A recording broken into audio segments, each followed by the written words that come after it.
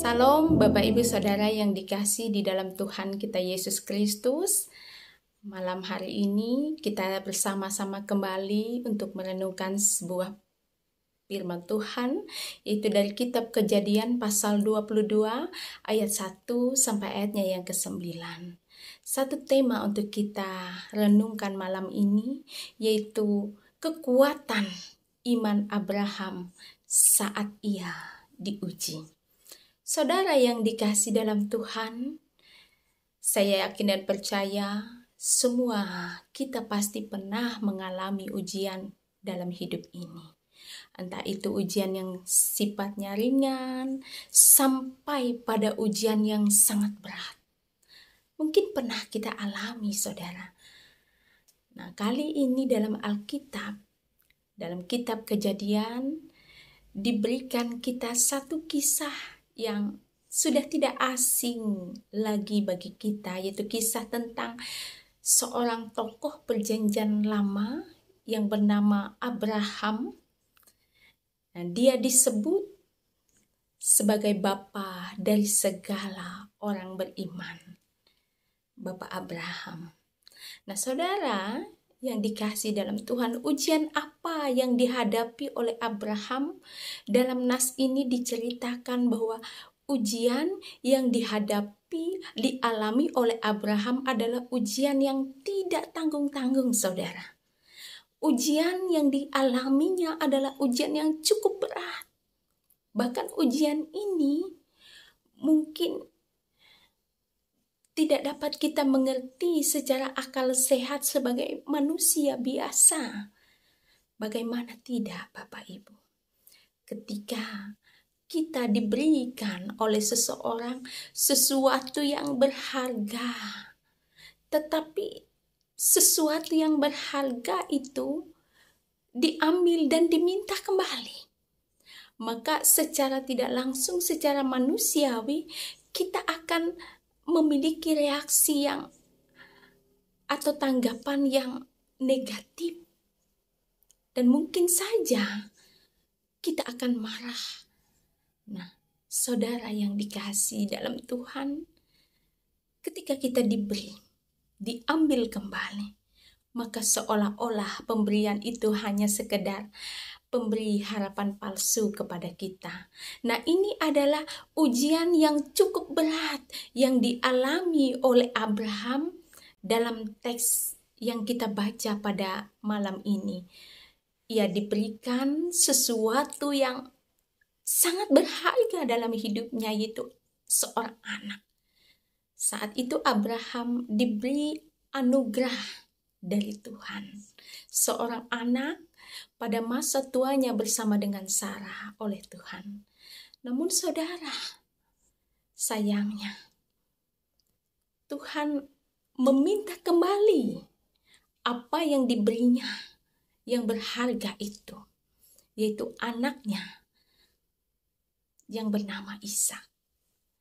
Nah, jika kita sebagai manusia biasa, saudara, maka kita tidak akan mungkin mau memberikan sesuatu yang sudah diberi, sesuatu yang sudah kita terima, apalagi itu sesuatu yang berharga, diminta kembali, maka kita tidak akan mau memberinya. Tetapi saudara, kita belajar hari ini sesuatu yang luar biasa dari Abraham. Kita melihat luar biasa Abraham dalam cerita ini, ia mengalami ujian yang luar biasa, yaitu memberikan anak yang dikasihinya, anak tunggalnya. Namun imannya masih tetap tertuju kepada Allah. Ini adalah sesuatu hal yang sangat istimewa, yang jarang, yang langka. Boleh kita pelajari malam ini dari seorang Abraham ketika ia diuji oleh Allah. Ia memiliki respon, reaksi yang luar biasa. Dia tidak protes, dia tidak marah, dia tidak memberikan satu reaksi yang negatif. atau tanggapan yang negatif kepada sesuatu yang tidak masuk akal itu, namun ia tetap memandang kepada Allah dan ia tetap mempercayakan hidupnya, matinya, bahkan apapun yang dimilikinya hanya kepada Tuhan Allah saja. Oh saudara, inilah yang mau kita pelajari. Apa yang dimiliki oleh Abraham? Iman apa yang dimilikinya sehingga ia mampu memiliki satu reaksi yang berbeda dalam menghadapi Allah, menghadapi pencobaan atau ujian. Yang pertama adalah yang dimiliki oleh Abraham adalah iman yang melampaui daripada pemahamannya. Itu adalah iman yang dimiliki oleh Abraham. Meskipun secara kita berpikir bahwa iman yang melampaui dari pemahaman ini seperti seorang anak kecil yang tahu bahwa air panas itu bisa membakar kulitnya. Tetapi sebelum ia mengetahui konsep tentang panas dan molekul, tetapi ia tahu bahwa air panas itu bisa menyakitinya. Nah, itulah contoh iman yang melampaui dari pemahaman. Lalu yang kedua adalah iman yang dimiliki oleh Abraham adalah iman yang tidak dibatasi oleh logika manusia.